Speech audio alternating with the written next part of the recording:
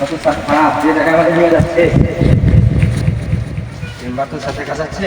আচ্ছা ঠিক আছে, আমরা চেম্বারে বসি, তারপর দেখা যাচ্ছে। তো লাগতেছে না, এটা ভালো সমস্যা চলবে। আচ্ছা ঠিক আছে।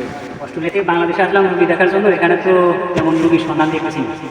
রুগী টুগি তো স্যার আসবে, সমস্যা নাই, মাইকিং করা হয়েছে তো আমাদের এই জায়গায় টাকা রাখা আছে, ওনাকে দিয়ে মাইকিং করাইছি। রুগী আসবে, সমস্যা নেই, ডায়াবেটিস আছে তো অনেকে, আসবে সমস্যা নেই।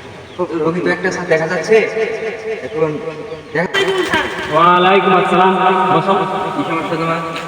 সমস্যা হলো আপনার ওইখানে একবার গেলে পিছনে চোখ দিয়ে পানি হয়। বোঝা গেছে সমস্যা তো কি স্যারের তো কঠিন সমস্যা স্যার। এখন অস্ট্রেলিয়াতে স্যার আমাদের রুগীর চেকিং দিলাম, ওই জায়গায় তো বেশ কয়েকজনের স্যার এরকম আমার তো আসলে এরকম মনে হচ্ছে, আসলে কি খরচ নাকি বড় অবস্থা থেকে তো স্যার পুরস্কার মনে হচ্ছে। আচ্ছা স্যার, এটা এখন অক্সিজেন লাগায় তুমি অক্সিজেনটা দাও। কি সমস্যা তো স্যার, জটিল সমস্যা দেখা যাচ্ছে। চর্বি দিয়ে স্যার কি হয়েছে, আপনি কি রাত্রে কি ঘুমাইলে কি আবল তাবল স্বপ্ন দেখেন নাকি? বোঝা যাচ্ছে স্যার, বলছি মানসিক সমস্যা রয়েছে।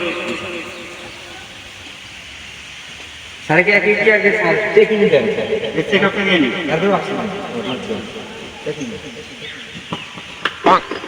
বাইগা এত পেটের ভিতরে গুলো গুলো জোর জোরে শ্বাস নেও তো। স্যার কিছু বুঝতে পারলেন? এত সিরিয়াসলি কি স্যার? এত অ্যাক্সিডেন্ট ব্যারাম আছে, এত তুমি দেখো ডান সাইডের দিকটা হয়তো মনে হয় বড় হয়ে গেছে।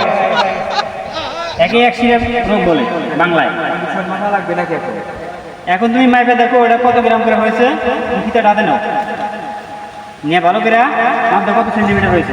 স্যার একটু স্যার স্যার চেক দিবি। আচ্ছা ডান সাইডে তুমি চেক দেখো তো কি সমস্যা, ভালো করে দেখো। স্যার স্যার এর ভিতরে স্যার ভিতরে ঢুকে গেছে। ওটা সমস্যা জটিল সমস্যা। জোরে টান দাও, টান বের করো না। স্যার আপনি যে রোগের কথা স্যার বললেন, স্যার সেই রোগী হয়েছে স্যার। কত সেন্টিমিটার দেখো তো। স্যার এটা 360 সেন্টিমিটার হয়ে গেছে স্যার, একটা হচ্ছে 150 সেন্টিমিটার, এটা 360 সেন্টিমিটার স্যার, অনেক কম হয়েছে স্যার। এখন তো স্যার এটা তো জটিল সমস্যা, এটা অক্সিজেন লাগাতে হবে। আচ্ছা তুমি আগে অক্সিজেন লাগাও। ঠান্ডা লাগছিল, যেহেতু আমাদের অক্সিজেন তো বেশি পরিমাণে ঢাকা তো এই যে রশিয়া তুমি বেঁধে নাও। কিন্তু সহ্য করা যাবে না। ইহা সাইজ হয়ে গেছে স্যার রোগটা। এটা তো স্যার বেশ সাইজ। এই রোগী এতদিন কোন জায়গায় আছে? এই রোগী বেশিরভাগ পাউরুটি খেয়েছে, পাউরুটি খাওয়ার কারণে এই রোগ হয়েছে। তো মুখের ভিতরে স্যার সমস্যা, যাক দেখা যাক কিনা। অক্সিজেন পাওয়ারটা বাড়া দিও। শ্বাস নেন আপনি স্যার, হার্টবিটও স্যার কাঁপতেছে।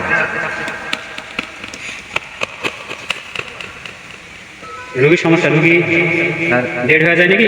ও হাঁপানি দেখা যাচ্ছে, আমি একটা ইঞ্জেকশন দিই হাঁপানি, হাঁপানিটা কমে যায় যাতে দ্রুত ইঞ্জেকশন। স্যার এত চেম্বারে যে স্যার এরা খারাপ হয়ে যাচ্ছে স্যার, দুই ঠেঙে মার।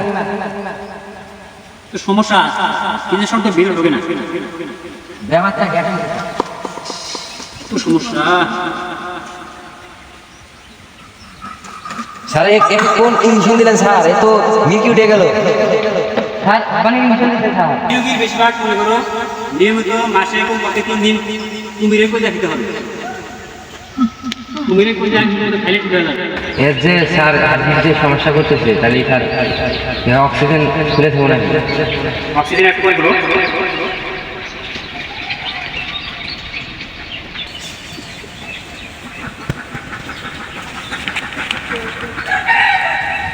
স্যার দুটা পিজি ফার্মার দিয়ে দিয়ে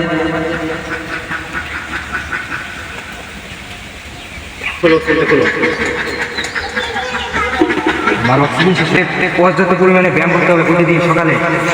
তুমি অন্ততপক্ষে দিনে 4 লিটার হাইটেম খাবা প্রতিদিন, মনে হবে।